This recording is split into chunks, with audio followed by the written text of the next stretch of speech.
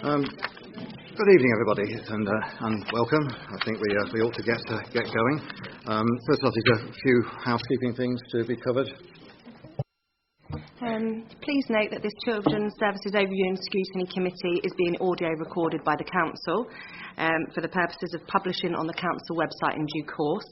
Please could I remind Council of officers and members present to use their microphones when speaking by just pushing the large button at the bottom, and then when you finish talking you turn it off. The meeting may also be audio recorded and or filmed for live or subsequent broadcast by members of the public. Please note that this meeting room is fitted with an induction loop for the benefit of hearing aid users, and hearing aid should be switched to the T setting. There are no scheduled fire alarms, and if the alarm goes off, please follow me out through the members' entrance to the car park. And finally, please could I ask that mobile phones are either switched off or turned to silent for the duration of the meeting. Many thanks. Okay, before we start the more formal proceedings, I'd like to welcome some new people to the table. We have three parent and governor representatives and some young people representatives. Would you mind could you introduce yourself and say who you are? I'm Peter Martin from Broadstone. I'm a parent governor at Hilborn School. I'm Mark Saxby. I'm the representative for the Diocese of Portsmouth and Salisbury.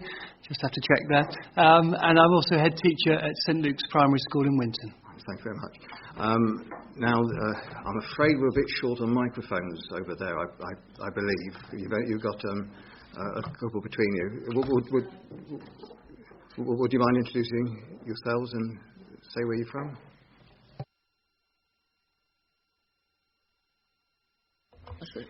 I'm John T. Spence, and I'm the Deputy Member of Youth Parliament for Poole. I'm Gabriel Browdy, and I'm the Student President of Bournemouth and Poole College. I'm Hannah, I'm from Christchurch. I'm Harvey, I'm a Member of Youth Parliament for Poole. And I'm Amelia Mears from Christchurch. Right, thank you very much. It's really nice to see, especially a selection from different areas from Bournemouth, Poole and Christchurch, and you're very welcome. Just so that you know, if you want to speak on anything, if you just indicate, and we keep a record of who wants to talk, and we try to go things in the right order, in some sort of order anyway. Go to formalised terms. Apologies.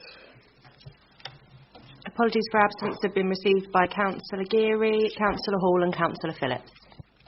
Thank you. And substitute members?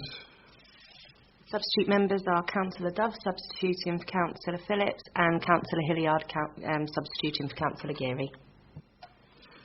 Declaration of interests. Are there any particular interests that anybody feels the need to declare for this meeting? Yes, Councillor Dove. Thank you. Just for transparency, my child has the HCP. Right, thank you very much. Okay, confirmation of minutes. Have you all had a chance, those who were here before? Yes. Agreed? Great, thank you very much.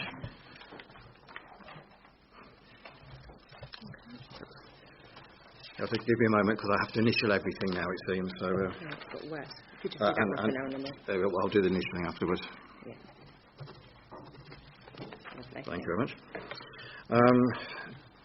Public issues. Have there been any... None received. Thank you very much. So, children's service self-assessment, item number 6. Yeah. If you wouldn't mind, that will be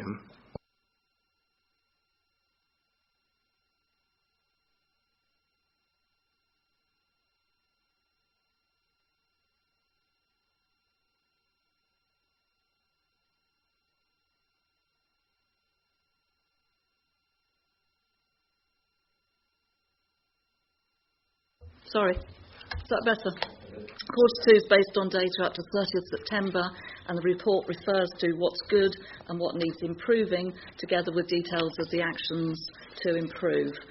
The report also references the peer review of the MASH and the new Learning Partnership Board. Appendix 1 shows the raw data And Appendix 2 is the Development Improvement Plan showing progress to date. Thank you. Excellent introduction to our report. So as Councillor Moore has said, this is a follow-on from the Q1 self-assessment that you remember reviewing in some detail previously. It remains a detailed piece of work that is integral to our improvement journey as a service, and as such has a lot of detail in it, and you'll have seen from the appendices, and hopefully you've had a chance to look at those with the report pack as it's come out. So we don't intend to go through it in great detail, but with my colleagues here, we're very happy to answer questions as we move through, and we'll just pick out some issues to begin with, or some headlines to begin with, just to give a starting point, but absolutely happy to answer questions on any aspect of the report or of the detail that goes with it. You'll have seen from the report there's the same contextual information we had previously about pupil numbers and those sorts of things changing, and that will be updated as we go on quarterly, and obviously Q3 will be updated, and you'll be seeing that later in the year. So, in terms of what are some of the messages that we take out of this as a whole, I think there is a demonstration of good stability in the workforce at an overall level. Some issues around availability of workforce, but actually stability is very strong. The senior leadership team is now in place and present here, and the data work that we've been doing is improving, and we know ourselves well. I think we have a strong feeling that we have a good grip on the data that's available for us. You've heard about the intention to develop a new front door model for social care, and we're working with partners, with North Tyneside as a partner to deliver that, and that work is ongoing and progressing rapidly and successfully, so that's good. We're fully committed to the development of the signs of safety working model, and that is something that's being rolled out across the workforce and is working very effectively, and that's something that will continue over the coming months. Some of the strategies that we've brought together around corporate parenting is now in place, and the corporate parenting board is established and meeting, and I think is progressing well, and we look forward to the future work of that board and working with them to develop those issues. We also have a learning partnership board with head teachers to look at, and a much broader range of early years and post-16 providers to look at leadership of learning as a whole within the area. If we look at some of the issues that fall out of the Q2 report, we have a variable level of caseloads across the workforce, and that's something that we're having to address and look at. The single assessments continue to have a timely issue due to pressures, and that's something that we're looking at as well. We're still operating two integrated care systems, so you'll be aware of the systems that support our work. We came together with two, and they continue to be a challenge to work with two. We moved towards one, and that work is progressing as well. Child exploitation is something we're picking up, and I think we need to move forward as effective as we can now, and that's something that will come forward. And we need to improve education outcomes for children in care, and obviously that's measured on an annual basis as we go through the exam process, but it's something that we've got a significant focus, and I'm sure the Corporate Parenting Board will be looking at as well. So, and finally, obviously, looking at the numbers of young people not in employment, education or training, the NEET numbers, another challenge for us and something that we're working on significantly. So, like I said, I was just looking to pull out some of the issues that I think we have identified in it. You've got a significant amount of detail in the report and all the report supporting information. So, with my colleagues, I'm sure we'd be happy to answer any questions about the detail. Thank you very much for that, and I agree there's a lot of detail in here, and I know I have a feeling that there might be a number of questions, and that's why we got this at the beginning. Who would like to start with the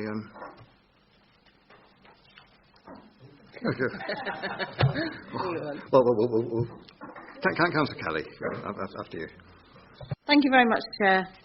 As you said, really, really detailed, fantastic report. Thank you very much for all the work that's gone into it. It's great. I've got a couple of sort of queries and things.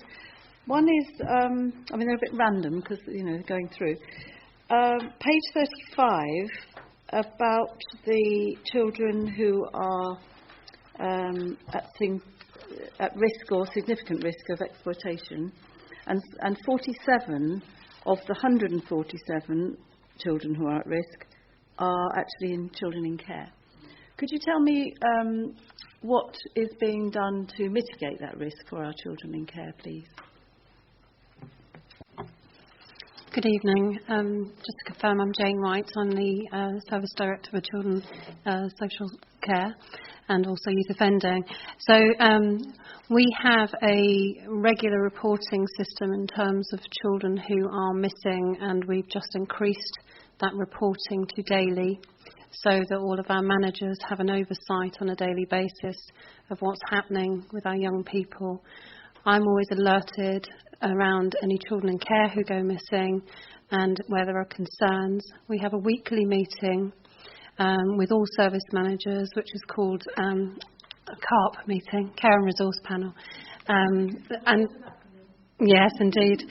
And that meeting looks at some of our higher risk young people who may be going missing and may be exploited. And we look at pulling together a clear action plan to ensure we're overseeing those young people.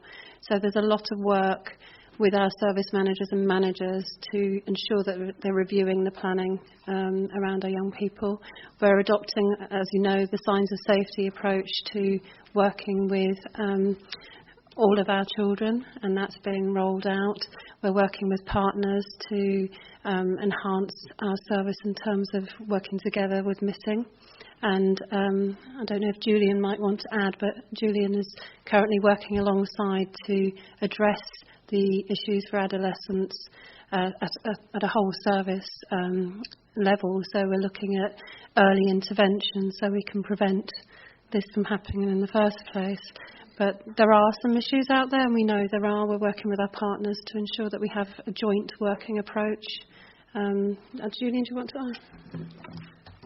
So later in the discussion, I'm presenting a paper on exploitation more generally at a more universal and targeted level, so it might be an opportunity to catch up then on that. Thank you. Would you mind, because I'd like to carry on, but it's just one point that you was making. I have a question about on exactly the same thing, if you wouldn't mind. Because it was looking at the interviews on return home, on page 35 of the same, 52% within 3 days. I was just curious as to why it was 52%, because I do feel that's quite low. So you're absolutely right. That is not a good enough rate of return for return main interviews, and we picked that up. And to offer some absolute reassurances around that, we've looked at the policies and protocols which shape the decisions that lead to return home interviews to make sure there's a consistent approach to who's doing the return home interviews and within which timescales, which is actually due to be signed off in the next few days. So I can offer some reassurance as well. That's currently not good enough. We have it at hand. It is being picked up as a priority. Thank you. Guys, okay, would like to continue? Thank you very much, Chair. Yes, our next small query is page 45 about children in care education. And I see that 15 of the children in care are not on the roll. I'm not quite sure. Is that because of something to do with home education? Or I think you do know who is in home education. I just wondered what the circumstances surrounding those children would be, please.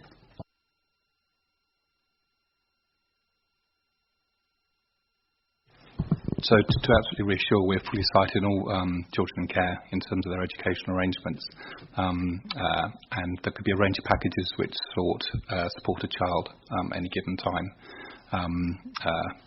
and with a minimum entitlement attached to that. So it could be quite a flexible package delivered through a range of providers, to be fair, but not necessarily on roll at any given time, but accessing a proper education. I suppose we would come in and say that we're not satisfied with where we are, with how many of our children in care are not on roll. We completely support Julian's window in. For some children, it's not the right time for them to be in full-time education because they've had a whole range of experiences that are preventing them accessing full-time education, and there are very individual and bespoke packages around some of those children. But we are trying to get closer to both how the virtual school is operating, but also how our local schools are operating in terms of enabling access to the most vulnerable children in the system. And actually we've invited the virtual school networks to come and operate a peer review in February, which will form the basis of our improvement plan in regard to that sphere of work. Thank you very much. Thank you, Judith and Julian. So I think my question was, these 15 children are known about and being monitored. Yeah. I can offer absolute reassurances that we're fully starting all children in care and education packages. Perhaps I wasn't clear as I should have been. Sometimes children and young people do need very bespoke, individualised packages to reflect where they are in the world at any given time. And all the packages they get are in line with their needs for the moment. And if there are any opportunities to get them back into full-time arrangements, that's an absolute priority for the virtual school head teacher. So I wasn't as clear as I should have been. Thank you. Councillor Hillard. Thank you, Chair. A couple of questions, please. First of all, there's been some good progress on setting out the department, but what I wanted to firstly know is how you prioritise it. There's some poor figures relating to initial health assessments or children missing, so how you prioritise your efforts to improve those figures.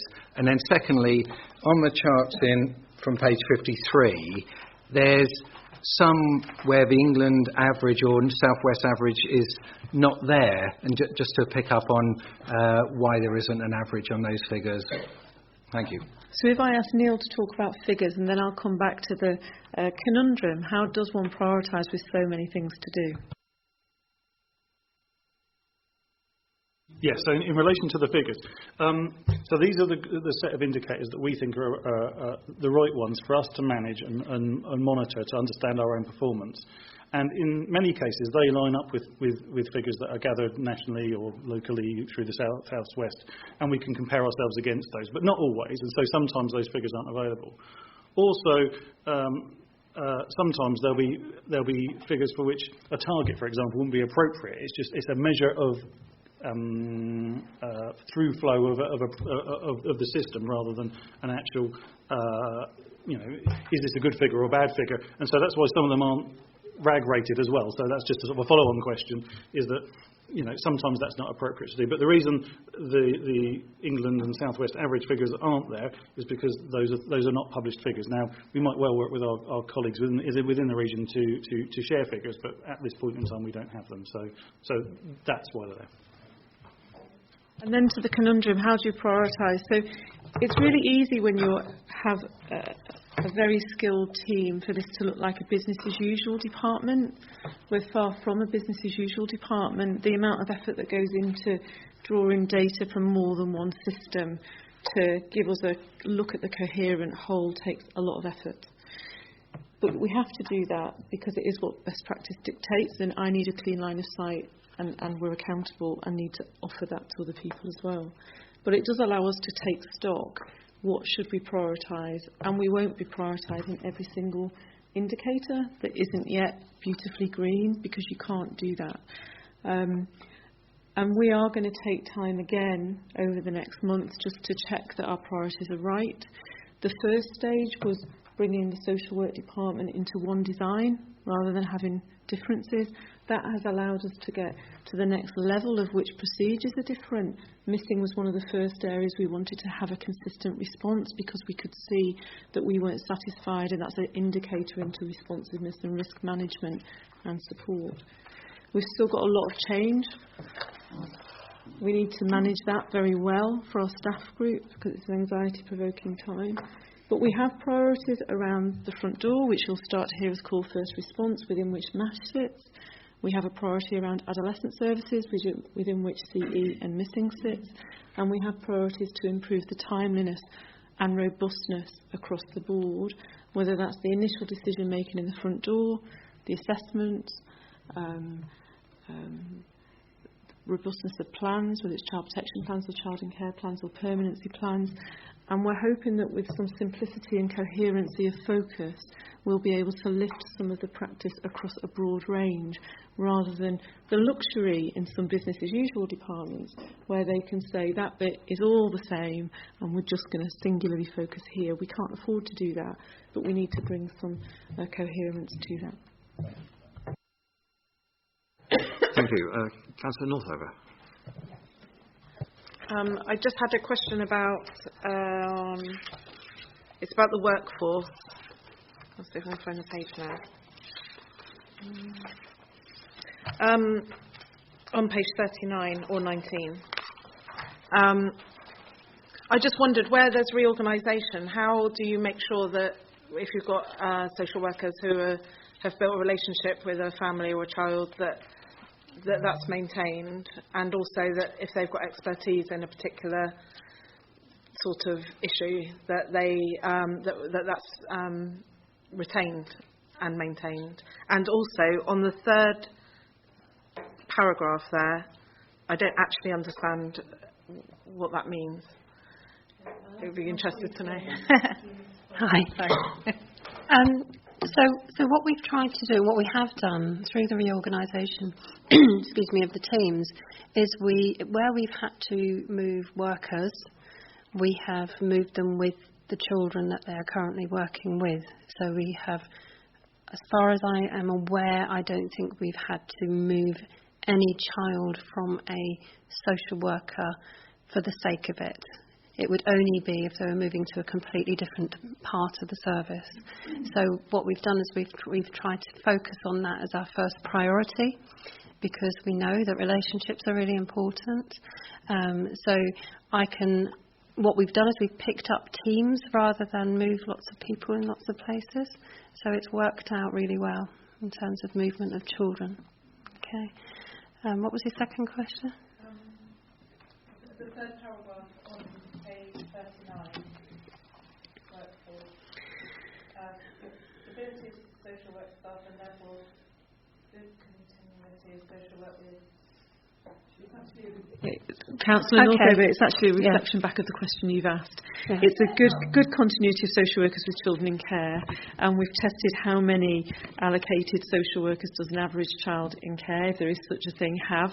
And we've done that because we know lots of departments around the whole country, by virtue of the design, will always have 3: front door, initial assessment, that work to decide can children be returned or stay safely with family, and then children who come into long-term care. So around the country there's an average of 3, and we've tried to test ourselves against that. So that's 3 during the lifetime of their experience, sort of thing. Journey, yeah. Okay. Yeah. And what is AS? It's the assessed year of employment and education, I want to say, but I've got we did have an acronym guide. Perhaps we need to make sure we table it every time for myself, if for no one else. It's the newly qualified social workers. They have an assessed year in practice, and we have a new programme of support, because we were not content that our offer was as strong as our neighbours, nor was it as strong as our newly qualifieds needed it to be. And in the first 6 months, that was one of our priorities, so that we retained good staff. There was 2 parts to that question, wasn't there? So one was through the recent restructure, how have we managed to keep children with their social workers, which has worked out really well. And the second bit, which is about what Judith's talking about, is the new structure. How does that enable us to try and keep relationships? We seem to be doing well in terms of the changes as a social worker.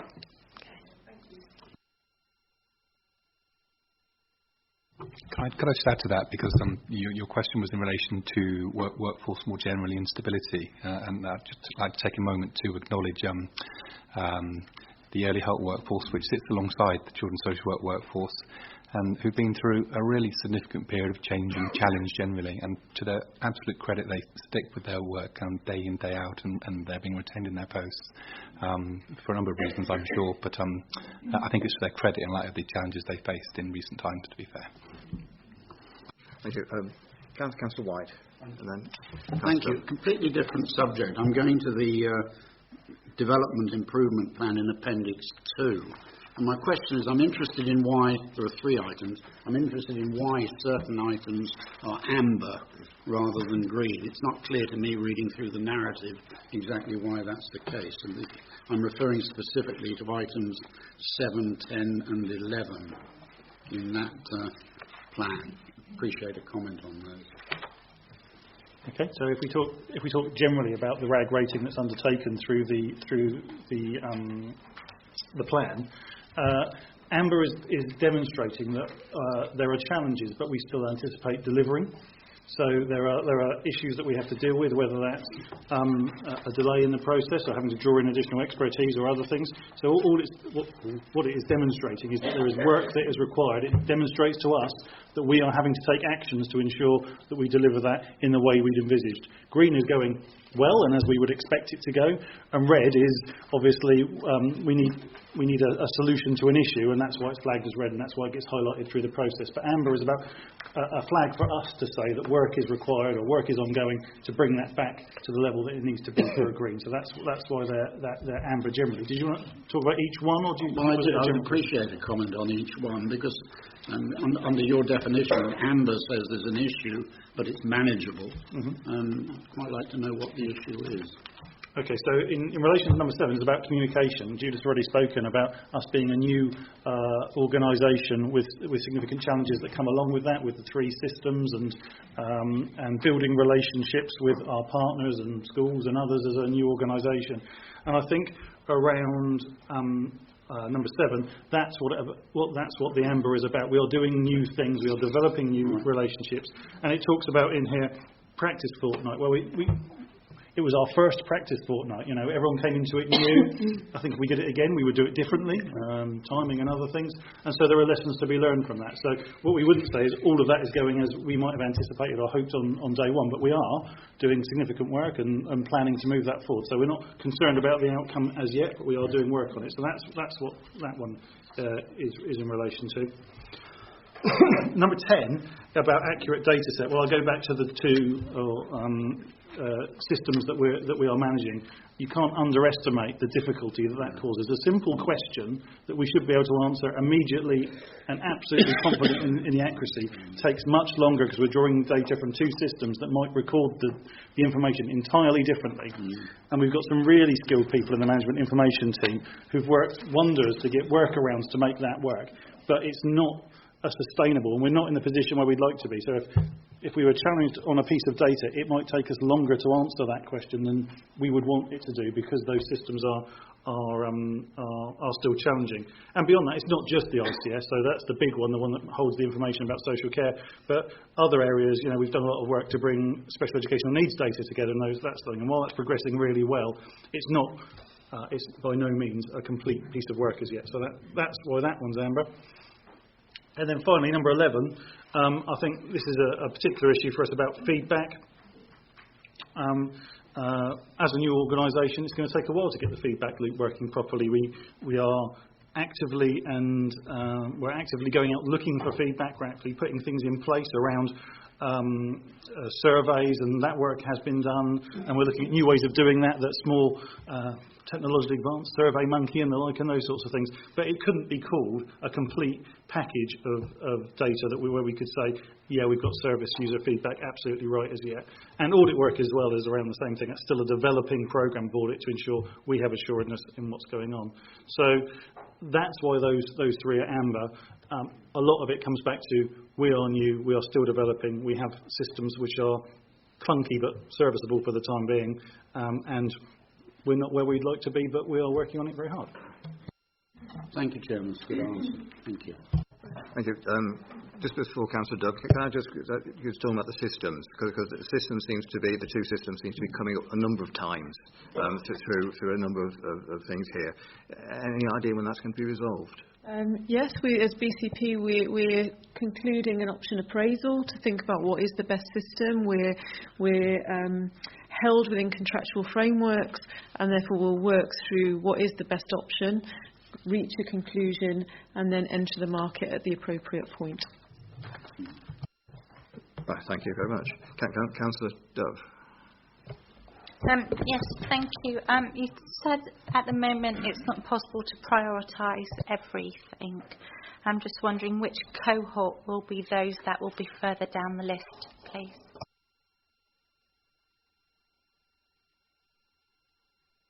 I don't think there is a cohort that's further down the list. I think there's different processes that might be further down the list.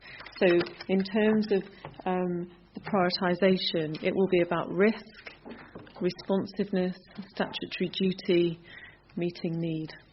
I don't think within that you have a particular cohort that's any further down, apart from the fact that within that there is a prioritisation of need based on risk and then statutory need.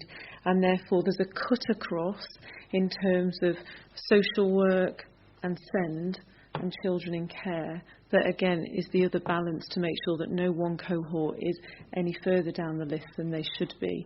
But in terms of a very transparently accountable approach, it's important as the DCS that I say we can't do everything at the same time, and the volume of change is enormous. And to manage that safely, both for children as well as for our staff group, you do have to have a prioritisation of some form. Please, Councillor. Thank you. So how will you ensure that there isn't any one cohort that perhaps might be left behind slightly? So in terms of, you talked about meeting need, sort of further down that list behind the risk and threat and harm. But my point would be that if we do not meet need, for example, those who have special educational needs, they won't be, or there is a risk of them not accessing the curriculum, and that therefore leads to the exclusions and everything else that comes with it. And then in the long term, we're looking at the youth offending systems and everything. You know, there's that pattern of not being able to access that curriculum, which then leads to alternative lifestyles. So what are we doing to mitigate any risk to those that we can't meet those needs at the moment? So I'd respectfully put that into a broader space before I invite Julian in, because of course we know that children with special educational needs don't always end up into a pathway of a juvenile crime. Actually, there's a lot of evidence to also suggest children who are at risk of harm and have experienced harm, if their needs aren't met in a timely fashion, are more likely to be at risk of criminalisation and having a pathway into a whole range of more troubling adult experiences. So I think our prioritisation is right. However, there is not cohorts being pitched against other cohorts. Our structure creates enough capacity to have a strategic lead for children who would define themselves as having a special educational need or disability. And the service director, the permanent service director, Julian, is here tonight. So we've got the same strategic capacity if we wanted to segment, if you like, the community of children through the lens of need, including SEND, using that acronym. And Julian has got SEND and the group of children who would define themselves in that way as a key priority. So, Councillor, we've made an absolute priority to develop early intervention responses to all children, no matter what their need. It's an area within and across business and local authorities which has to some degree been neglected, I think. And we're quite clear that if we don't put in the right services at the right time, at the very earliest opportunity, children will needlessly actually escalate into services they don't need to access. And in terms of understanding early intervention approaches, we try to think of children in three systems, if you like, where they live in their families, where they live in communities and live in schools. And we're developing early intervention methodologies which understand all of those and address all of those, because children need to be stable in all of them. All the problems tend to interact and they do escalate. We have a pretty strong secure focus in terms of how we're supporting families at the level of early help. And I think we have a clear and strong strategy in relation to how we support children in communities through their adolescent youth support work. My and our collective interest at the moment, but actually it's very timely, this week in particular, is how we engage maximally with our schools to make sure we understand what challenges they're experiencing in relation to SEND and vulnerable learners more generally. Actually, we had a workshop this week where all the schools were invited, and we had 65 schools represented in there. And it was a real partnership moment when we try and understand what they think their needs are, so we can co-construct solutions to make sure everything that should be in place to support children with complex SEND or otherwise actually, or who are vulnerable in schools, that their needs are understood and provided for appropriately. On the back of that, there will be an overarching position developed across BCP, so we've got a clear response to support schools so they can do their very best to support children with SEND more generally. I suppose the beauty of that is it does capture all children with all sorts of needs at the universal and early intervention level, if you like.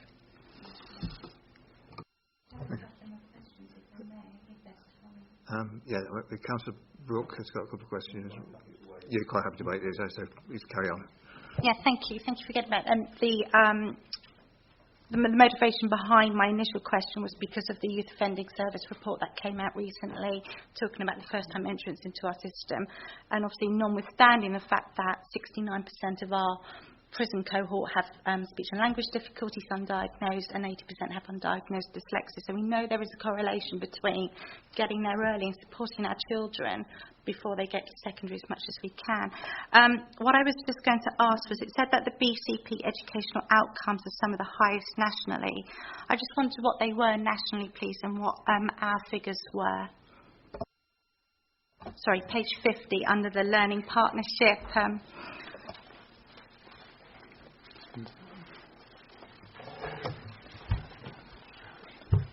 Okay, so I think I can start an answer for that. So in relation to the educational outcomes for BCP, obviously we have the initial outcomes for this year, and at all levels BCP are above the national average, and so on that criteria performing well, and the detail of the outcomes, when we have the detail to be able to report on groups within the overall cohort, will come before this committee in January is the usual time for that. So you will have a detailed view of that we will then be able to say, and in relation to children with SEND or other groups within that. At the moment we've only got headline figures. So that's why that is a positive. The positive is that at an overall level BCP children perform above the national average.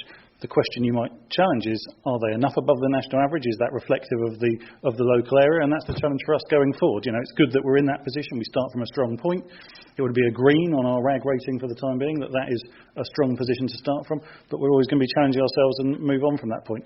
And then within that, I'm sure you'd ask about, like I say, the different cohorts within that. And when we have the information, we'll come forward with that at the appropriate time.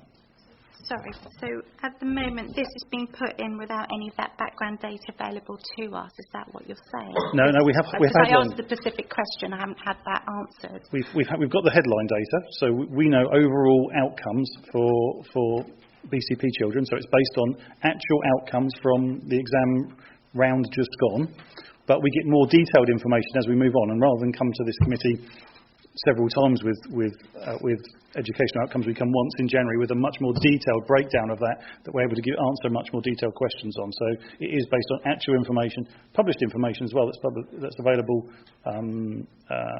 publicly, and that's why that assessment's been drawn. I think, Judith, did you want to? Well, I was just going to say, if that can't be answered tonight, that maybe perhaps, Chair, through you, they don't mind letting us know what the national figures are, what the figures for our BCP are, but how they compare to our mainstream results as well. Because we've got to be ambitious for our children. We can't be happy with being above average when actually, nationally, some of those statistics can be quite poor. So we have to make sure that we get the very best of our children whilst we can, and not be prepared to perhaps be happy with where we are. That's all I'm saying. Can I ask, is that data available? Can it be produced without a problem? Absolutely, we can circulate that if that would be helpful. So it could be emailed out to us. Would be the yes. Thank you. Would be happy with that. Yes. Yeah, just to move things on. Yeah, that'd be good. Thank you. Chair, we'd be happy to do that, and then of course we've got the full rounded DFE level data that comes in January. We were committed to transparency at the earliest opportunity, which is why it's here in this way.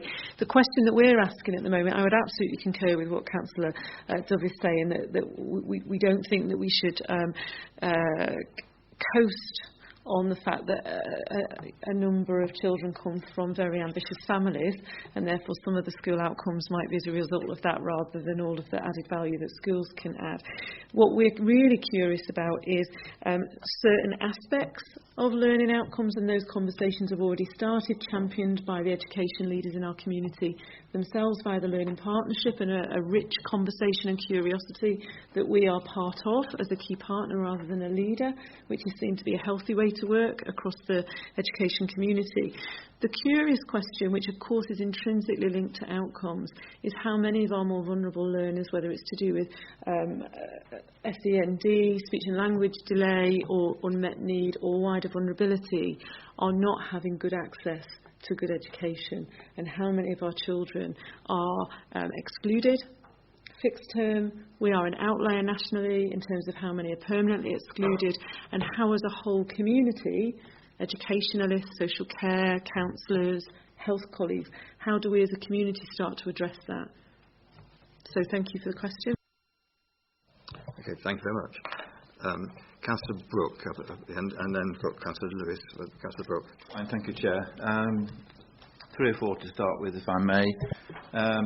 First of all, in the restructuring process, reading through the documentation, it would appear that you've created two new posts. I would like to know how those new posts are actually going to work, and the difference it will make to the outcomes. For instance, on page 28, we have appointed an early help decision maker within MASH. I thought nearly everyone made decisions. Why do we need a specific decision maker, and what benefit is that going to bring? And we also have a case progression manager. So are we saying that individual social workers are not managing their own cases sufficiently well? Can you clarify, please, why those 2 appointments have been made, what they're going to achieve, and in that reorganisation, were they external appointments or were they internal appointments? That's the first question. So I'm glad that we put the names of the jobs, because when you said we've created 2 new posts, I was thinking I can't answer that level of detail today. So you've put the post names, that's helpful to me at least. So look, what we're offering, the BCP structure right now, is the benefit of learned experience from elsewhere and what's considered best practice from elsewhere. And it's difficult because we have named some posts, whereas when we come again, I will seek to take it away from individual people, because systems don't work because of individual people. They work because of connectivity, system leadership, good processes, good support. And I know that everybody will know that, but it's important that I say that. We need to have a safeguarding and early help system that is connected and works in a streamlined way. And therefore, the title can be meaningless in itself. What it determines is someone of a decision-making level of authority who sits alongside the safeguarding lead, so that decisions at the first time a family is brought to the council and partners' attention because there is a worry, they don't get stuck in a bureaucratic system. There is swift action to get the right help at the right time for that child and family when they first come to our attention.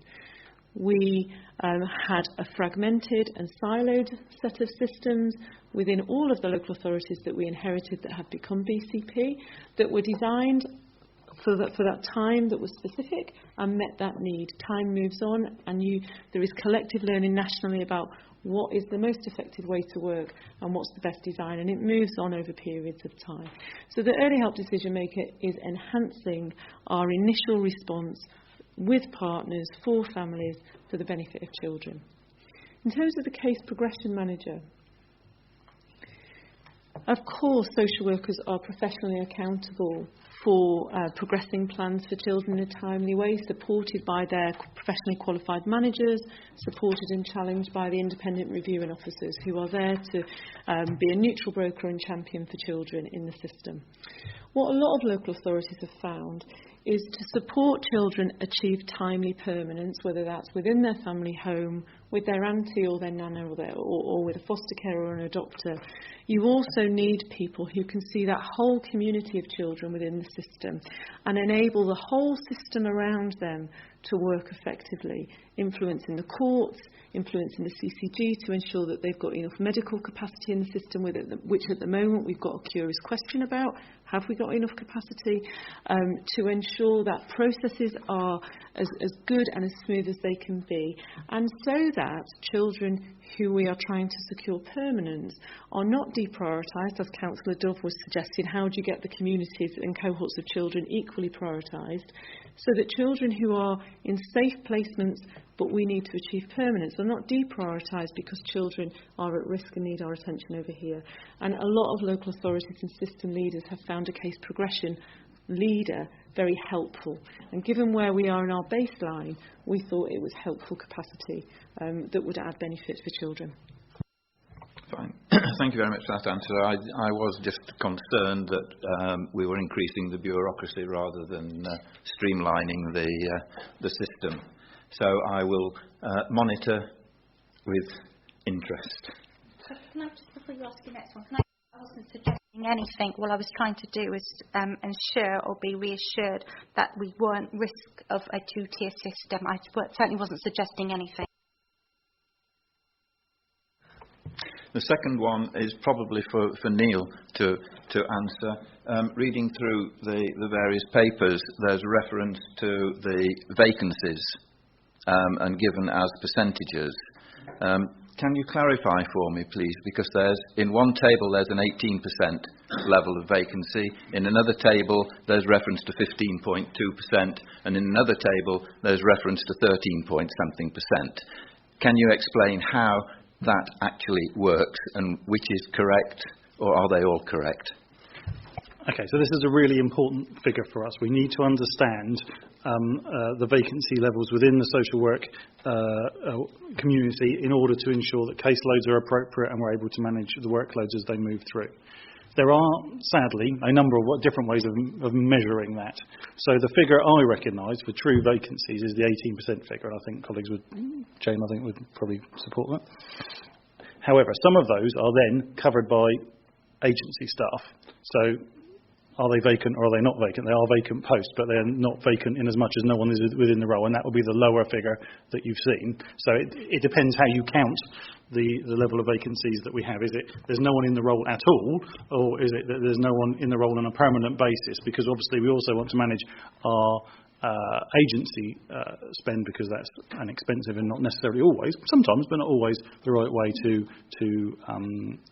fill posts. So that's why there's different figures for that, because it's depending on which bit, how you're counting that. I think the other figure actually relates to a broader look. So two of those figures relate specifically to social work. I think the first two you mentioned. The other one is a broader look across children's services as a whole, rather than just social work. Okay, thank you for that. It helps to clarify. It was certainly not clear in the documentation, but of course it does in itself raise issues in terms of the permanency of vacancy level, issues over recruitment, issues of retention as well. So I think that needs to be sort of kept reasonably high up on the priority list to try to deal with if we can. The third question relates to information on page 34, which is the care experienced young people. In the first paragraph, you claim that we are currently in touch with 86% of our care experienced young people, which is lower than the national average, so we really do need to be putting that, as I interpret that, we need to be getting that higher.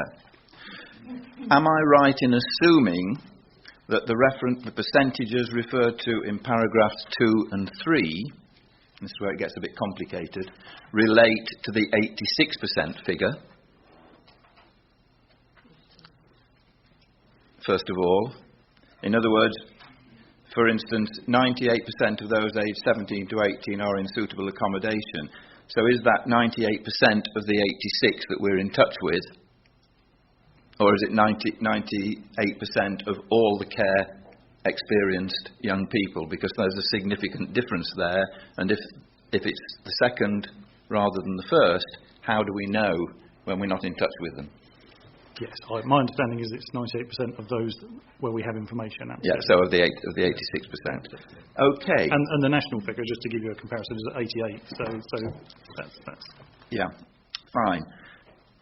But then coming on to the in education, training and work, it's interesting to see the level there. We only have 72% of that 86% of 17 to 18-year-olds. I thought it was compulsory for all youngsters up to the age of 18 to be in either education, work or training. So somewhere along the line we're missing 28% of those students. And when you come to the next group, the 19 to 21, that's now dropped down to 59%. So we seem to be losing even more between those 2-year periods. Can you please help me to understand what is happening? And while the figures are still above the national average for those, they're not really as good as we ought to be aiming for. So how are we going to deal with that? So, Chair, if I can start, although I won't come into the percentages, Councillor Brooke, I'll leave that for you and Neil. In terms of the young people who are not in education and employment, we have some young people who are sectioned under the Mental Health Act, who are currently living and detained in psychiatric units. They would not be classed as within education, employment and training. Ditto prison or youth offending institution. We've got some young people who would consider themselves not emotionally well enough to take part in any of those activities, and there is a group of young people who we need to do more for. It's a community with sub-communities within it, but we do need to do better.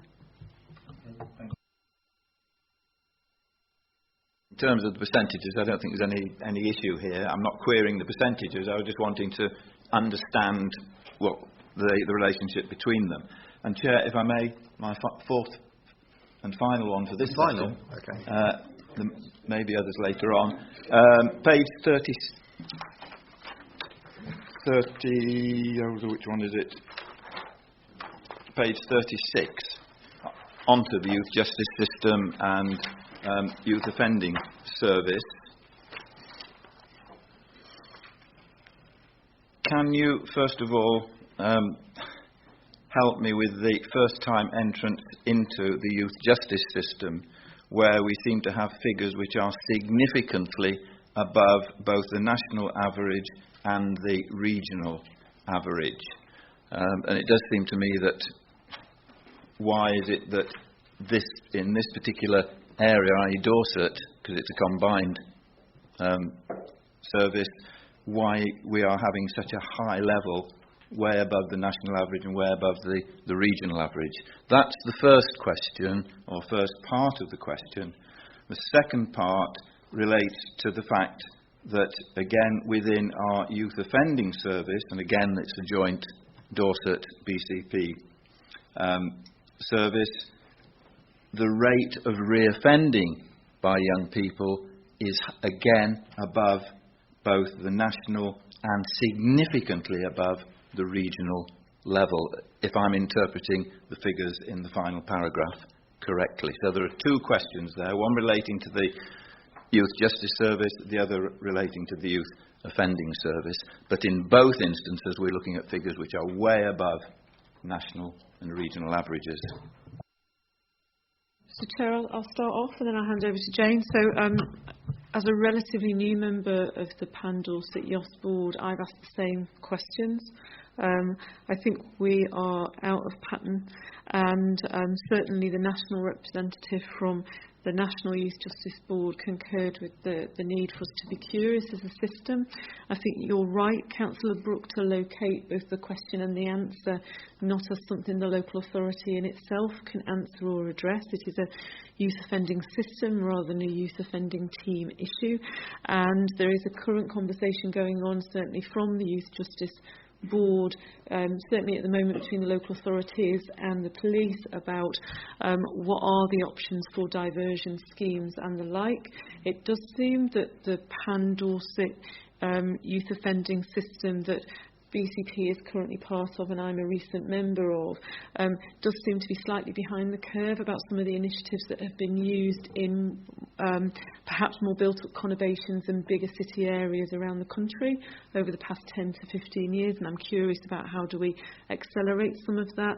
I'm confident that some of the work that Julian referenced earlier on in terms of early help around adolescence is part of the answer, but also so is some of the culture within some of our partner agencies, and how do we get the balance right across the whole system as opposed to just the service and early help end. Very happy to come back with more detailed information once some of that work has worked through the Youth Justice Board, if that's considered to be helpful, but I'm happy to hand over to Jane. Okay, I think Judith has answered the question mainly. That's fine. I'm new to it too. Just to say, I think to add to that really, that the new look service incorporates the youth offending service under my role as well as children's social care. Therefore, what's been helpful so far, and I am new to the role, is talking to the teams about how we work closer together, because what we know is children in need may well be involved in offending behaviour as well. So we have our youth offending representative on the meeting in the meeting I was talking about earlier about some of those higher risk behaviours and issues for children and young people. So I guess moving forward, what we're doing is we are sharing more information. We're working closer together about how we can plan for these children and young people, and hopefully identifying at an earlier stage where we can work better together to prevent some of this. But this is all work in train with David, who's the service manager, and in line with what Judith has already been talking about. Thank you for that, and I'm glad to see and hear about the early intervention, which I think is absolutely crucial and always has been in the young people's and families service, going right down to reception and preschool. Is there any mileage in looking at the offer we actually have for our young people? Yes. Thank you, Sandra. That's fine. Julian might want to talk about the desire to replicate something that one of the partners in practice, North Yorkshire, have designed, which is the No Wrong Door. Just briefly give some headlines about that. So, in the context of adolescent youth support more generally, there are a series of approaches we're looking to introduce across BCP generally, to make sure we can pick up and identify children and young people at risk at the very earliest opportunity through really high quality data, multi-agency working. In the first instance, and it's a staged approach, I suppose. In the first instance, a tactical group which will pull together all the right intelligence, so we know where our most vulnerable young people are in our communities, and to identify key people to go out and assertively find them and support them, and to wrap the right teams around them and their families to make sure any challenges they're experiencing are understood and managed down appropriately. Alongside that, as a sort of staged response, we're looking to develop some hub-based model where children need a rapid response. They can, as quick as they need, be picked up and access an integrated multi-agency support team quick time. And they're provided with the right level of intervention which keeps them in a community supported in the way that they need. And wherever possible, once needs have been addressed, they can be managed out of the hub, if you like, and put back into more standard early help services. And alongside that, developing a range of accommodation options so that which always work towards permanency and family solutions, so that we keep children in our local communities no matter what challenges they're experiencing, because evidence says where you keep children, young people local, they're more likely to thrive in general terms. Fine, thank you very much for that. Thank you very much. We have three more questions. So it's 1, 2, 3. That's Councillor Lewis. Thank you.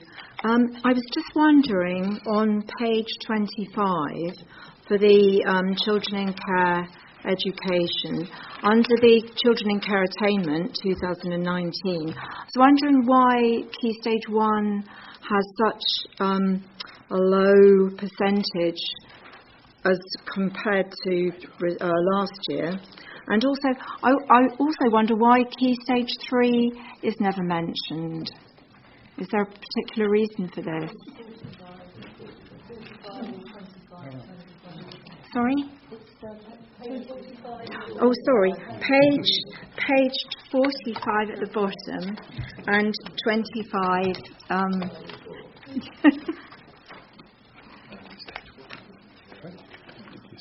So just as a clarity, it's page 45 in our papers, but it's page 25 within that report. So on the first issue of Key Stage 1 outcomes, there is a degree of anomaly attached to that, and we're aware of this. And we can hypothesise around it. First of all, it's really small numbers we're talking about, so it doesn't take much for percentage figures to go up or down quite significantly based on quite a small cohort. And our current working hypothesis around what's happened here is that there happens to be a really high proportion of boys in that cohort, and it really does have quite an impact actually at certain ages and stages in terms of young boys' development, especially when they've had very adverse circumstances, especially on core skills as reading, writing, if I'm honest. That was one of the questions. I hope that answers that. And in relation to the other question, Key Stage 3, there is no nationally benchmarked Key Stage 3 data to publish, so we don't have that information anymore. It was taken away some years ago now, I'm afraid, so we don't have that. We do have, obviously, within school monitoring, but not in this benchmark kind of way. Is there a particular reason for that? It does seem strange that, years 7 to 9 wouldn't be included. No, it was a government change. They changed many things about education and how assessment is assessed, and one of them was that there were no nationally benchmarked Key Stage 3 testing. Like I say, with schools we do look at Key Stage 3, but it's not in this kind of format that's suitable for this sort of work. Thank you. Councillor Hillard. Thank you, Chair. It was basically a clarification. You mentioned earlier there's 2 systems. Does that include the previous data Dorset held for Christchurch?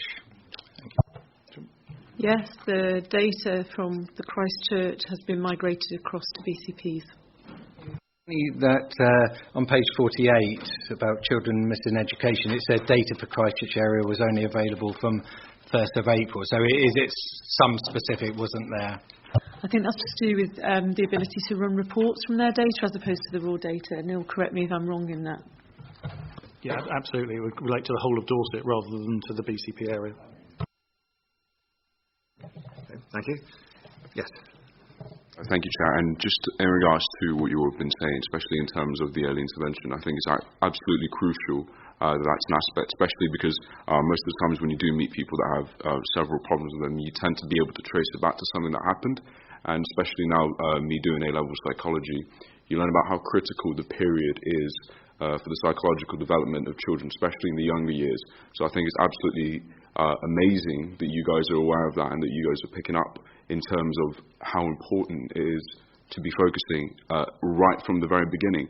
Because if there is a very good job done at the beginning, that's going to cancel out huge potential issues that could happen. So I'm very glad about that. Thank you. Well, thank you very much for that comment. I've just got one very small point. It's just a terminology. Young people with care experience is used in the report, and care leavers is used in the report. Is there any particular reason why else the 2 terminologies being used? It's an error. Our young people tell us they want to be called care experienced young people, so it's an error, and we'll endeavour to not make those types of typos again. Well, it's just because I was thinking about the young people who are chosen. That is right. Thank you. In that case, we'll move on to item 7. Councillor Moore, are you going to introduce? Yes, thank you, Chair. Just purely for the value here. Yes, I added value, thank you so much.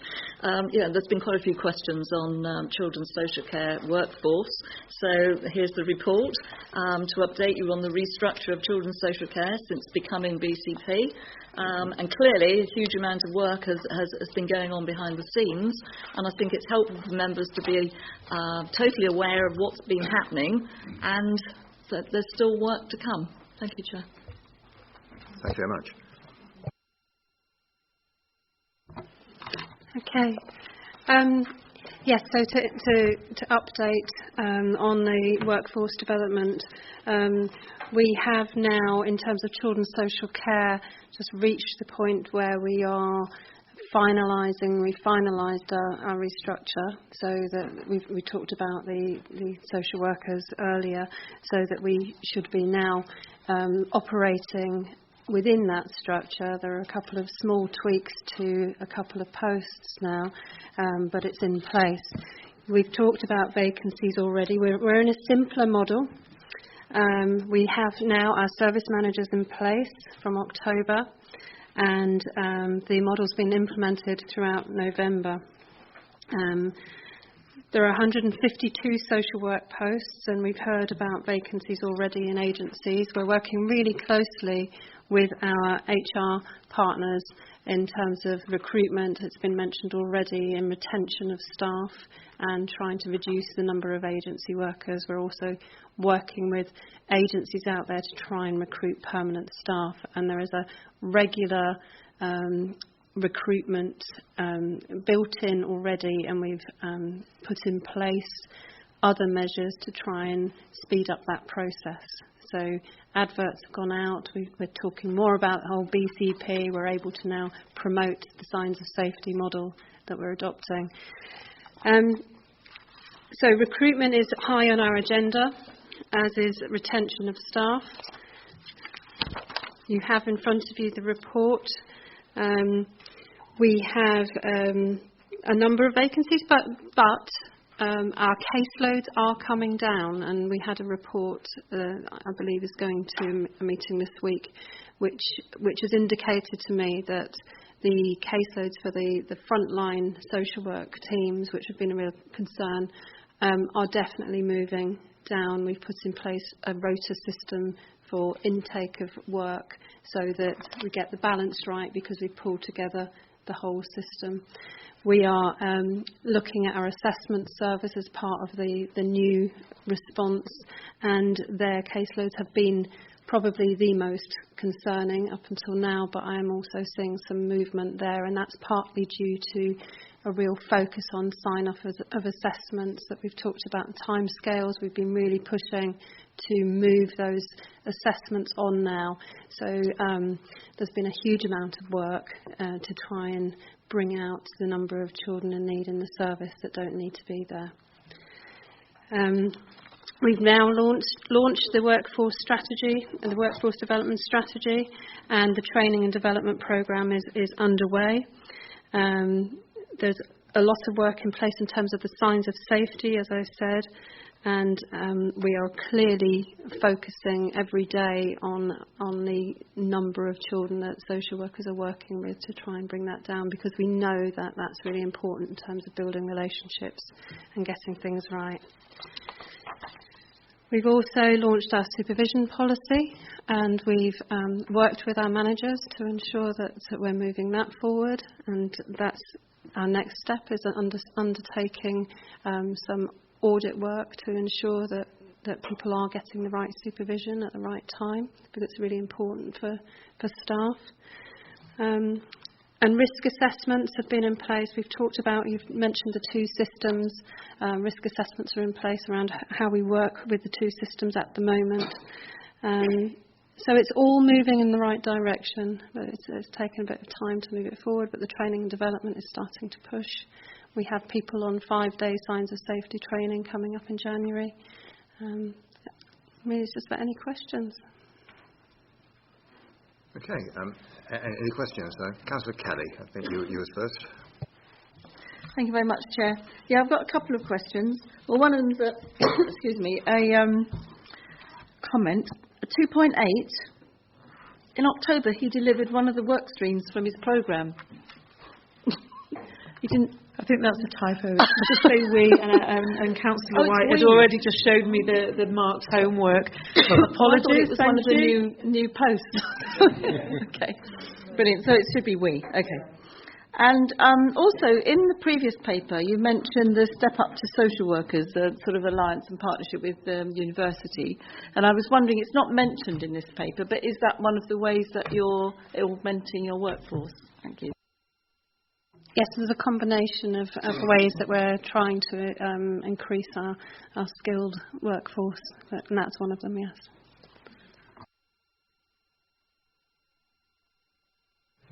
Okay, anybody else have any points or questions? Okay, right. In that case, we can move on to agenda item 8. And just to point out that I know there's some interest from the council about county lines, particularly last time, and that is included in point agenda item 8. Councillor Moore. Basically, Councillor, that's exactly what I was going to say. This is the update that members requested, and it gives the details on recent and proposed arrangements to support youngsters at risk of exploitation, especially post-LGR. Clearly, there's a need to be consistent across the 3 towns and develop a BCP-wide working protocol, and the need for an overarching pan-Dorset child exploitation strategy. There's ongoing work to develop a new adolescent service, which Councillor Brooke was querying, and also youth support offer, and a single BCP MASH, which has caused a bit of controversy, but it's apparently the right way forward, and the introduction of a no wrong door model for children on the edge of care or actually in care. Thank you. So in preparing this report, in response to the issue of knife crime in schools and county lines, the response has been located in understanding children being vulnerable by virtue of exploitation, which is probably a more helpful frame, I think, in terms of a starting point. So this report goes through a series, it talks about missing in the first instance, because we're quite clear that when children are vulnerable and they go missing, they're not cited. And when children aren't cited, it makes them particularly vulnerable, not least to a range of options around exploitation. So there's some information in here around numbers of children who go missing and evidence in relation to that. And the report offers some reassurances that while we haven't been completely on top of timeliness around returned home interviews, we have revised and refreshed all protocols in relation to that, and are more confident we can pick that up. So we can be more confident that children are cited, and as such they are safe in the first instance. The report then talks about the range of approaches which have been introduced to have a clear strategic position around child exploitation generally, and we've agreed with Dorset to have an overarching strategic position at a headline level, which gives us a clear strategic steer on that. However, we also have agreement to develop a local BCP place-based child exploitation operational plan, because we have needs which are specific to our local area, and that's right and proper, and that is in development as we speak and should be cited and signed off within the next 3 to 4 weeks. I'm confident around that.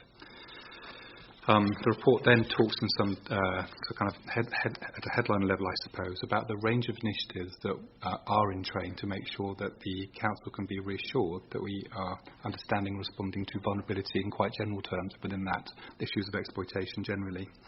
A really significant initiative is making sure we have a clear and overarching position around early help. So that's how we make sure that as children and families' needs begin to escalate, not just in terms of age, as it was eloquently put actually, but even when children are older, they can have needs developing at quite an old age and stage, I suppose, that we have a whole system, whole BC approach to that. Historically, we've worked out of 3 models. We need to have one approach where all professionals working in and across the whole arena that is early help are signed up to and working to. Because if there are inconsistencies in the system for professionals, I guarantee there'll be inconsistent experience for families as well. That is a piece of work that sits within a piece of a system, service redesign, which is working through restructuring as we speak. We talked briefly about an adolescent service and a wider youth support offer, which is important because we're quite clear we have young people in our communities who are vulnerable.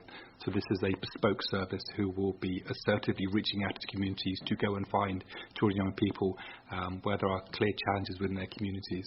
And they will have a very sharp lens around vulnerability linked to exploitation, and will draw on all the resources that come with that methodology. There's reference here to the multi-aid support hub MASH, but I think that's already been discussed to some degree. And I've made reference previously to a no wrong door hub model, but just to expand a bit on that. That is where children will be able to access at quick time an integrated multi-agency support package where barriers around referrals into different services are just pulled down completely. Once a child is in the system and in the hub, they get the help as they need when they need it. And the services that are provided for them are co-developed with them in terms of goals, outcomes, approaches, everything that they need and require at any given time will and should be provided for them. And the idea is that children can access that quick time, really thorough planning to make sure their needs are understood and provided for, and they're not released out into early help services until those needs are fully understood and fully provided for. We take our time in relation to that to make sure we get it right. In addition, the paper tries to put some context around some of the challenges we experience in schools in terms of knife crime, and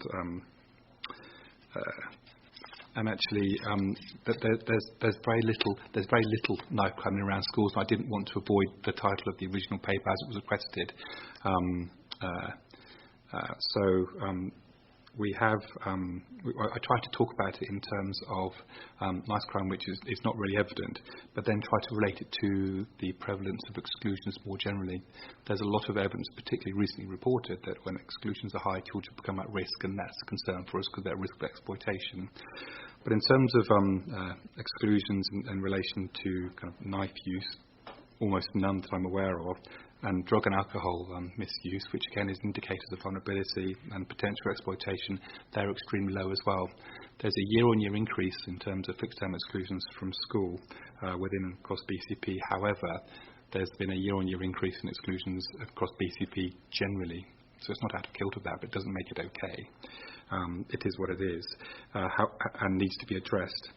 In terms of where children are experiencing the kind of vulnerabilities that come with exploitation and/or exclusions, which put them in the same bracket. There's some reference to the range of service and support that children and young people can access through the child exploitation team, which is morphing into a broader adolescent service, the Safe Schools and Communities team in relation to the police, our drug and alcohol team, youth services, youth offending services, early help. We have a pretty good offer in relation to our children and young people, but it does need to be harmonised across the system. I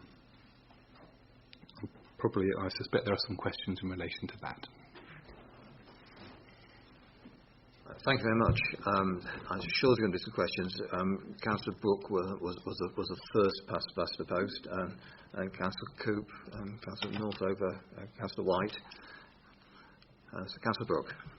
Thank you, Chair. Just to pick up on paragraph 14 of the report, which you were commenting on towards the end, I would like to see it in the context to be a little bit clearer. As I work out here, the permanent exclusions related to drug and alcohol misuse have increased over the 5-year period sixfold. Whereas the fixed-term exclusions, for whatever reason, have increased only twofold. You say this is in line with the exclusions across BCP more generally. You don't give us any indication. Are we talking about a general increase of twofold, over that 5-year period for all exclusions, or are we talking about a six-fold increase? Where does the overall increase fit, or where do these fit actually within the overall increase? This exclusions issue is one that we were raising and discussing several years ago in this committee as being a problem, and all I can see from these figures, let alone what is implied in the general total number of exclusions, it has got worse and worse and worse. So could we actually have what is the total number of exclusions in each of these years, so that we can see how the drug and alcohol ones relate to that total number, and what are the reasons for the fixed term exclusions, and why is it? I mean, one of my concerns was the number of exclusions for people who were not going to achieve in the assessments in the GCSE or at A level. You were getting those, and if schools are doing that, and I know academies can and tend to, it is totally and utterly wrong. We should have our children in school as much and for as long as we possibly can, and develop support systems that enable that to happen. And I really am concerned about these figures, and it is important that it is set in that wider context of the total number of exclusions. Could you help us out here, or supply us with that information at a later date? Just before you do, could I just add my thoughts to exactly the same thing, because that is exactly the thing I've starred on here, and I've been looking for more information on myself, and I think it's something that we need to do some work at as a committee. So I can get hold of data that you're asking for, but I haven't got it to hand now. But I'm not going to make any claims that BCP's exclusion levels of exclusion are anything but a concern. I do know, it's in the public domain, that our levels of exclusions are double what they by other comparisons. But although it's not immediately reassuring, the work I've started in relation to working with schools specifically, and this week, is understanding this and going, this really isn't acceptable, colleagues. We need to develop system structures so that actually in schools you feel confident you can understand and respond to children who are presenting you with challenges. And it's about understanding what is needed in terms of schools saying, you need help. You need to help us understand, schools, what it is you need to make sure you feel you can respond to children and young people like this, because there forever was and there forever will be children who challenge, whether it's around attitude in terms towards inclusion, or whether it's down to a lack of skills and development in schools, or whether it's around the lack of service and support that the BCP previously provided, which it doesn't provide now. There are quite a number of reasons which might explain why exclusion is going up nationally, but perhaps disproportionately locally as well. But those are understood, and they are being picked up. But I think it's important we bring back some accurate figures, because it's not a six-fold increase from my recollection, certainly. But I'll bring back more accurate data if that's acceptable. Thank you very much. Councillor Coop. Thank you, Chair. As it was I asked for mainly county lines and carrying of knives to come to this committee. I am concerned about the number of county line incidences which are coming up recently, and the carrying of knives. I've spoken to many school children over the last couple of months, and you're saying, I know there haven't been instances in schools, but the theory is that a lot of people carry knives in our schools. So my question is, what are we doing and what are the schools doing to make sure that knives aren't being carried into our schools?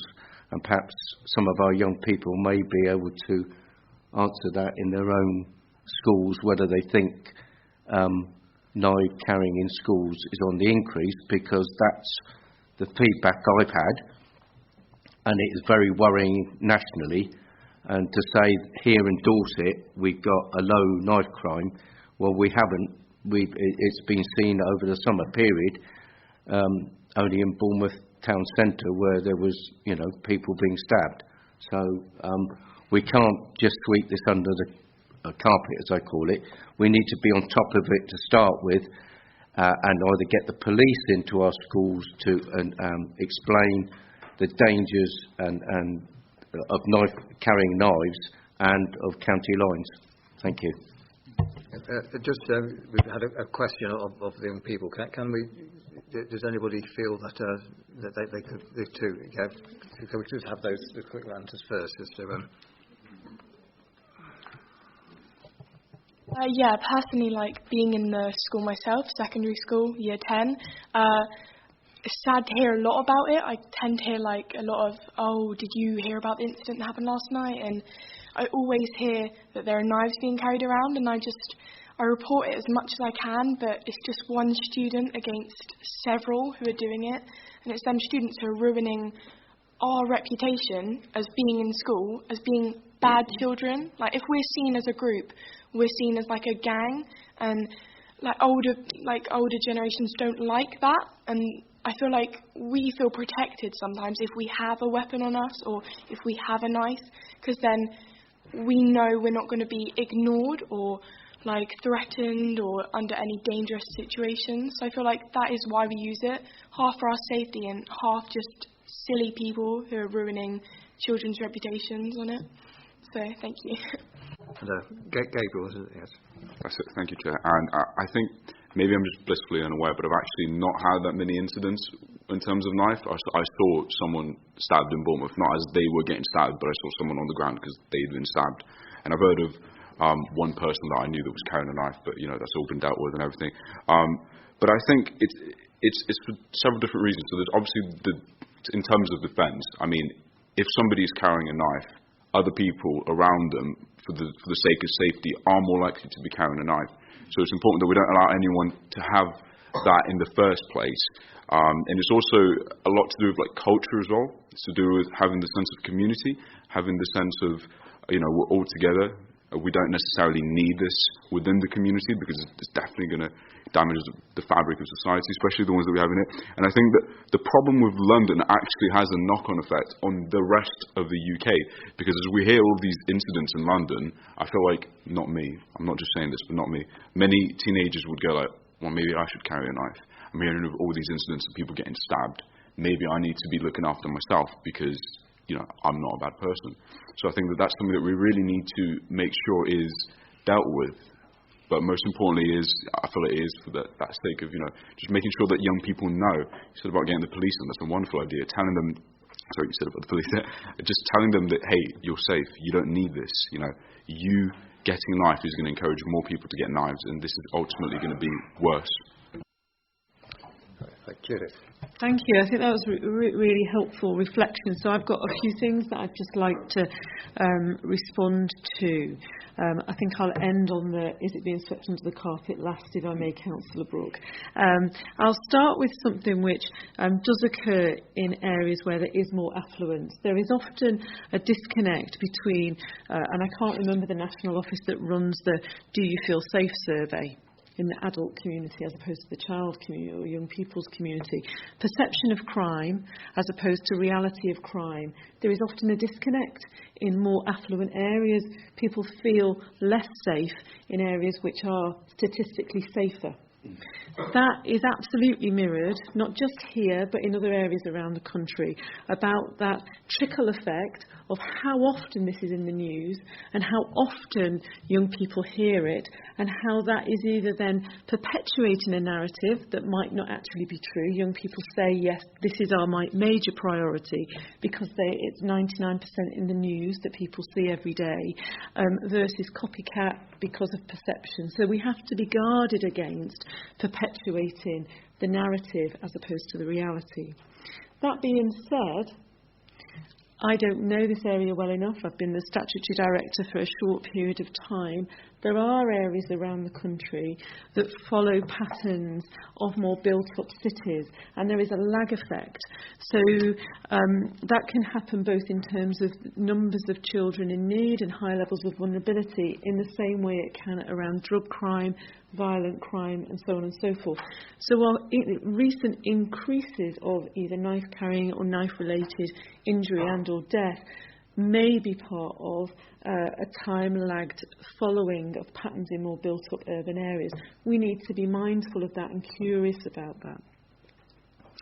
There are relationships between police, Dorset Police and schools, and they are to be applauded and promoted.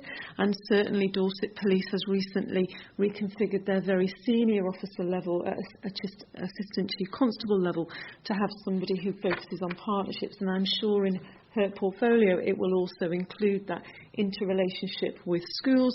Children and young people live in communities, in families. Schools are a key part of that, and schools should be safe places. The local authority cannot prevent children taking anything into school. That is a head teacher and governing body's responsibility, and one would not want to step on those toes. One does want to promote the best ways of working, which includes those good relationships. It's really important to say that certainly the services who are presenting here today are certainly not trying to sweep anything under the carpet. We have set out the statistically correct information as we've been provided it in hopefully what is considered a transparent way. What we've been working really hard on since we came into being is to help our partner agencies see BCP as a place that is significant in size, is significant in complexity, and where a pan-Dorset approach will not effectively meet the needs for our children, our vulnerable children and our communities. And we've been working very hard with our strategic leaders in the police force and in the CCG to help them think about how can they resource strategic partnerships that start to have a positive benefit on the communities of BCP and respectfully colleagues and the communities that sit in Dorset. And one of the outcomes of that is the piece of work that Julian referenced. I walked into a system that had agreed a pan-Dorset approach to child exploitation. Actually, that's okay at a high level, and certainly I am a key partner in bringing that to conclusion. But we have agreed and negotiated that we need a place-based model, because our vulnerable children generally, we don't share them with Dorset, we don't share them with Portsmouth.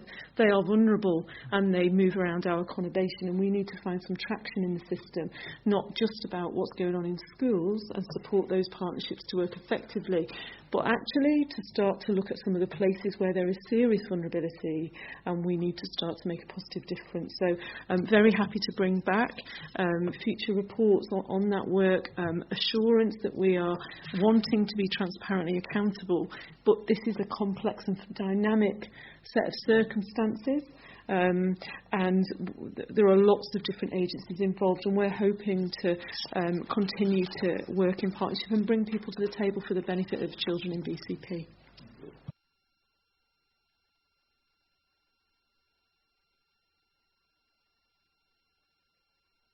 Hi, thank you. With going back to what Amelia said, with oh, do you hear about this, and with the knife crime, I feel like other people do it to try and fit in and look cool as well. That's how I feel. I don't know if other people have heard about that, but I've always seen groups doing stuff to fit in, and same smoking and stuff like that. And I don't know, I just feel like it comes under the same umbrella sort of thing when people want to look cool. No. Thank you. Right, thank you very much, Harvey. Councillor Coop. Thank you, Chair.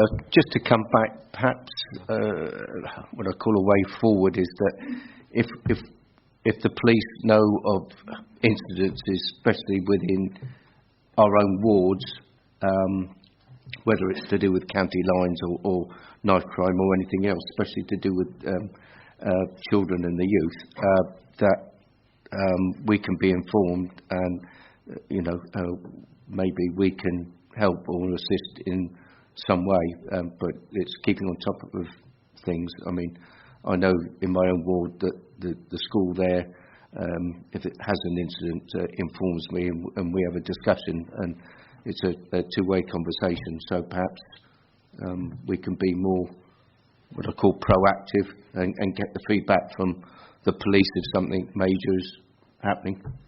Thank you. So what you're asking is there could be a system that we could be informed as standard if an incident has happened in our wards? Is that?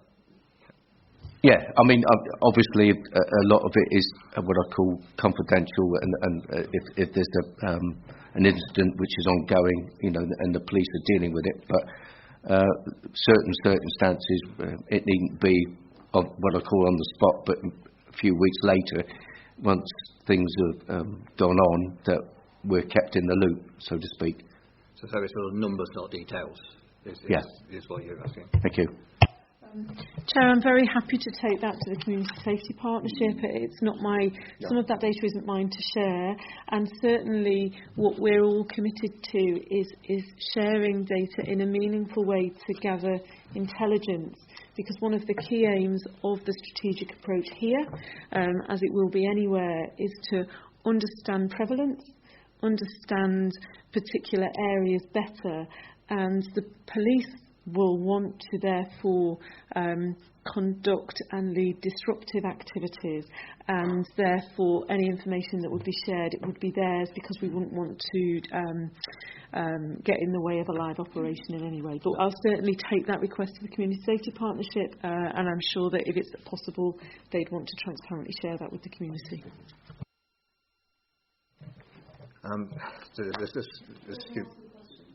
Okay, right. Just to make a comment, thank you, Chair. Going on from what you said about the county lines, in Poole, when we were Poole Council, we did look at county lines, and as a part of a scrutiny, and what we did, we had a presentation from a member of the police that was highly involved with county lines, and it was open to children's ONS and also health ONS and anybody else who wanted to come. And the police officer gave, and he was quite a high level police officer, gave a complete overview of the situation both in Poole, and he touched on the areas surrounding in Bournemouth, and I wondered if that might be helpful for the future, because it certainly filled in all the gaps in my sort of knowledge. Yeah, it was. I can understand where your concern is. Yeah. I'm very happy to reach out. My colleague from the police was very happy to present this report with Julian, just dates didn't match, so I think they're very open to doing that. Okay, thank you. Amelia, was that part of this conversation? Yes. Sorry, back to the knife crime really quick. Just thinking about it, I feel like children who do carry the knives don't feel like they understand that actions do have consequences. And if you do carry a knife, you're there, you will be like, police. They don't understand that police do have an authority. Like, they think just because they're younger, it might skip them. But we are responsible for what we do. If you're carrying a knife, you're then in danger, and you could danger someone else. So I feel like bringing police in would be brilliant, because then children are like, it might just click. Actually, me carrying a knife, why do I do that? Like, I'm going to get into trouble for it. And if certain people say to their friends, it's not cool to carry around a knife, it might just one day click, and everyone just stops, because they finally understand that that's not the way to go. Thank you. Thank you very much. Happy, Councillor Coop? Yes. I think that answered my question. That more or less, obviously, certain schools aren't having a talk by the police or haven't had it yet, and someone needs to go in, and we shouldn't let this roll on for months. It should be, we're in the winter months now, and things should progress, and hopefully the police will take it on board and get round all the schools and do these talks and explore the safer partnership. Thank you. Thank you very much for your comments. Councillor... Julian. As I started the controversy, Councillor, first of all, if I sound like I was brushing under the carpet, that wasn't my intention. And interestingly, the day before I completed this report, the police shared their insight and data around the prevalence of knife crime locally. And although it perhaps feels distasteful to say, knife crime figures are very low by comparison, but that doesn't minimise the challenge at all. So that's the first point for myself. And in the work around exploitation, the strategy and operational work coming out of that, it is a continuing response as well. So there's quite a focus on prevention, and the police are in that, and I will take away an action to make sure this is high in it. Okay, thank you very much. Sorry, yes. Yes, thank you for the data on the permanent exclusions. Just if we are asking for further data on exclusions, when we look at it next time, can we look at just what happens to those 23 children? The in-year fair access protocol, how well is it working? And are any of those 23 on a merry-go-round of having been in previous schools? And also, just taking account of how effective can we be as a BCP in challenging schools who take responsibility for this as well?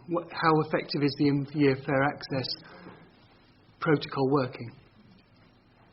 Thank you. Yeah, thank you. I think would be a really good idea. Councillor Northover, I think you indicated a little while ago now. I did, but I don't. It was only a sort of aside question. Councillor White, I believe you also indicated. Thank you, Chairman. It's a question really about what the graphs are telling us on, for example, the charts on page 71. I see they've got a mean, an upper limit and a lower limit. I'm just wondering how that's derived and whether that is a figure for BCP or whether it's some sort of comparator or national figure. What's it telling us, this mean, upper limit and lower limit?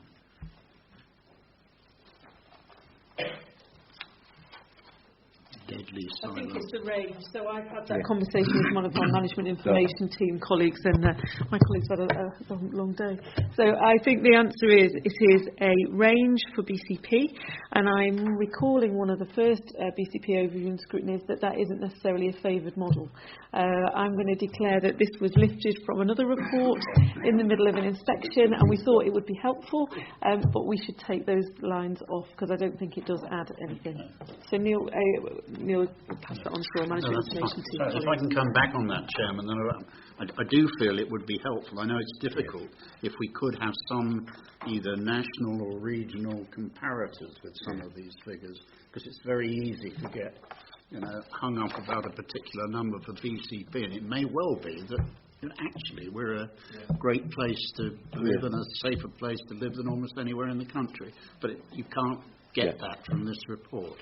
I'll leave it with you. Could I suggest that we, in this regard, because the numbers are small in comparison, that we don't just benchmark against the South West as a whole, but we bring some statistically similar places, because that's probably most helpful.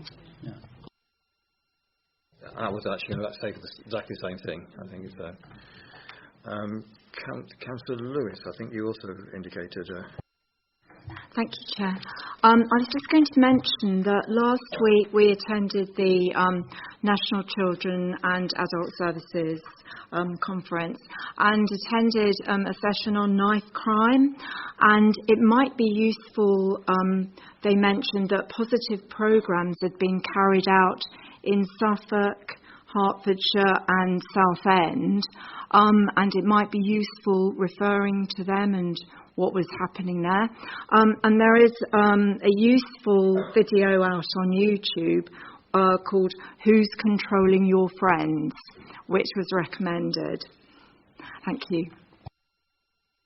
I think that's a really helpful steer. We referenced earlier the BCP plan for child exploitation, of which this sits in, and we are looking for some strategic partners. We've got some meetings set up with some national providers who've done some really good work, although it's good to hear of some others. So I think we will come back and feed that into future scrutiny committees. Thank you.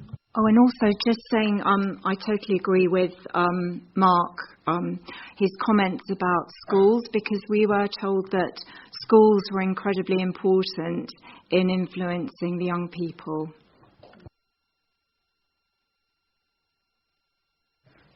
Well, thank you. I think we've probably looked at item 8 to exhaustion.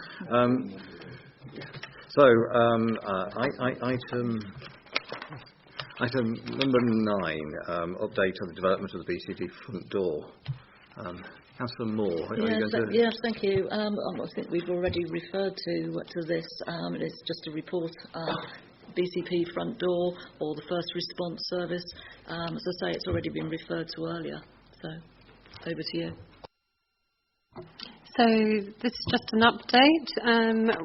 As you'll be aware, we have been working with our partners in practice from North Tyneside, who visited us back in May, and have been back during the summer working with our first response teams, so the local authority teams, to look at our improvement journey and recommendations to how we could move forward in terms of our delivery of practice. The outcome so far is that we have now in place a strategic board, which Judith is chair of, and with our partners. And today, in fact, we had our first operational board with partners to start looking at how we can all work together to achieve the outcome that we want, which is about partnership working in a multi-agency way, to information share and to make decisions around vulnerable children and children who are at risk. So it is moving forward. It's not moving forward perhaps at the pace that we originally thought, because we have had our regulators in recently visiting, and there's been a little bit of delay. However, we are back on track. We have now moved our 2 assessment teams into Bournemouth Learning Centre as a starting point, and that's a really positive move forward for us, because we need consistency across that service. And our intention is to join our assessment teams in the near future with our front door service, and we are, like I say, currently working with partners to look at how we can achieve that working together. So it's work in progress. The intention is to improve practice. We've heard about the early help hub, and we are joining early help into our front door. So we are focusing initially on do we have a solution at an early help level for families, so that we don't take them in the wrong direction, and so that they get the right help at the right time. And we're currently working, we now have the early help advisor that we were talking about earlier sitting within the front door, and we're starting to scope what the MASH, the safeguarding hub, might look like. Okay, thank you very much. Can I ask if there's any questions or comments on that? No? Okay. In that case, we can move on rapidly to item 10, the corporate parenting strategy. Councillor Moore, I know you know a little bit about this. Yes, this is my baby, isn't it? Thank you, Chair. Right, well, I'm sure I don't have to remind everybody that we are all corporate parents, and in the fullness of time we'll also be corporate grandparents, that we take our responsibilities very seriously, and that we're involved in making good decisions for all children in care and care experienced young people. We've now established a BCP Corporate Parenting Board, which I chair, and which Councillor White is the Vice Chair, and you, Chairman, are on it, and so is Lisa. And obviously the membership, most importantly, includes the children in care and care experienced young people.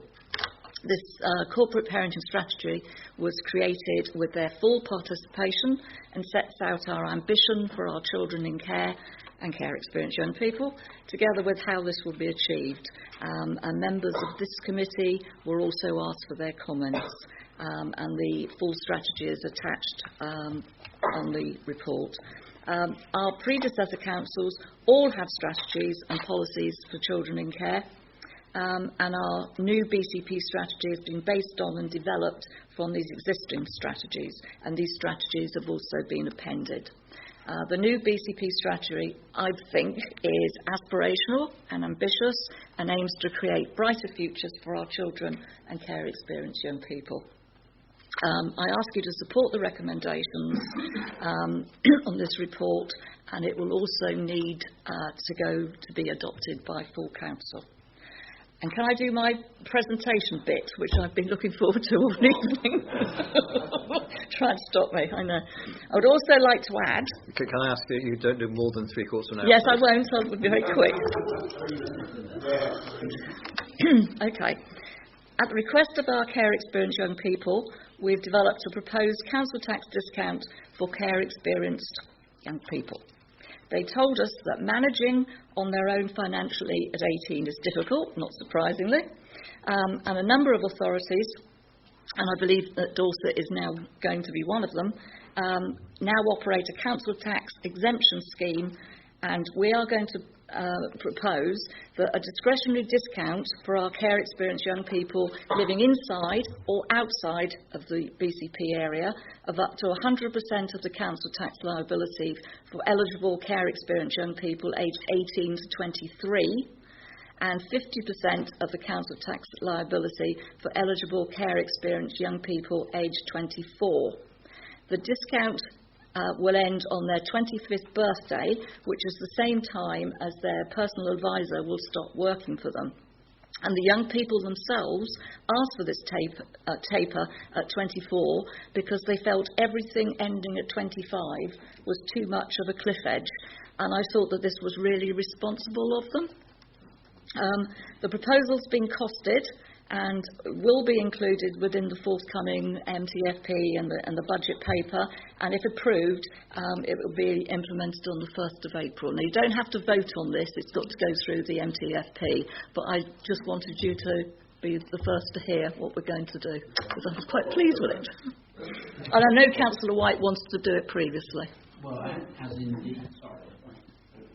Please, Councillor White. I was just going to say thank you. Yes, thank you, Sandra. Yes, as indeed I think the colleagues in Bournemouth and clearly County wanted to do it because they've already gone ahead and done it. So, you know, in principle, that's clearly something we would They've support. proposed it. It won't be implemented until April next year. So they've just announced it before us. I'm a bit competitive like this. I'm sorry. Well, is there anybody else who's not a member of that particular group having to say? Because Councillor Kelly. Oh, sorry, Councillor Kelly. Councillor Coop. No, Councillor Kelly then. Thank you, Chairman. Yes, I was reading through here, looking at all these aspirations and our principles. If we are able to give our children in care this sort of service and this kind of care and attention, then I think we're doing pretty well. You know, even if we only get 80% of it, it's pretty good. Because unfortunately we do have a lot of those children. Excuse me. And I think for us to have published this paper is really, really good as a basis for what we deliver for them. Sorry about that. Thank you very much. Okay, in that case, thank you very much for that. Okay. Ask young people what they think. Young people, what do you think?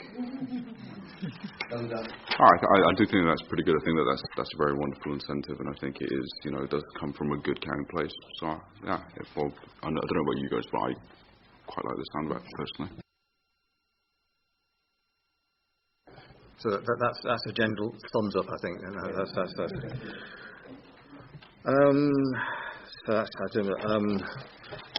Now I just realised that I didn't look at the matters arising from the.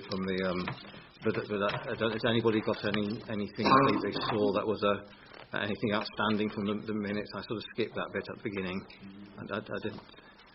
I don't think is a. So the next thing is the forward plan. Again, I don't want to spend too. Is there any? Well, what I suggest is that if anybody's got any items they feel they would like to add to the forward plan, could we do it by email maybe? Is that possible, or unless you particularly? In that case, please make it. Time up. Sorry. Yeah, thank you, Jan. I don't think that was. I don't think the bell was applied to you. I think that was a perfect. I sat through the recent report to Cabinet, the budget monitoring report, which was highlighting a potential 3 million deficit in children's services for this year. Now, I don't think there's been any scrutiny of that item by any committee. Yes. So I think it is something this committee really ought to look at next time round. Agree. Yeah. Oh, did you? Yeah. Well done. I missed that bit. I know there's a budget scrutiny information session. Yeah. Talking about in year, This year. Yes. Okay. I think that's definitely something we can put on. Yes. So if anybody's got anything else they're curious about or particularly think we should put on the field, please email and we'll look at that. In that case, dates for future meetings are just for noting, really. In that case, meeting closed. Thank you.